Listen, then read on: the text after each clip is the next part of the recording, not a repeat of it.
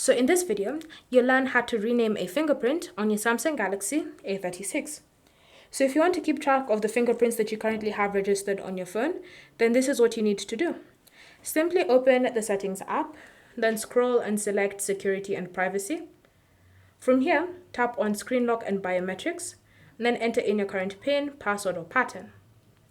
Next, select Fingerprints, and you can see the fingerprints that are currently registered on your A36.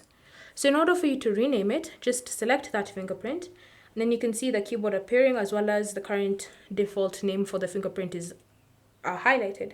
So all you need to do is just erase that and then type in your new name for that fingerprint. Once you've typed in the name, remember to select Save to apply the changes. Again, you can do this with any other fingerprint that you have on your phone. Then select Save. You can see I've successfully renamed the fingerprints on my A36. Thank you for watching. If you have any questions or comments, leave them down below and we'll get back to you.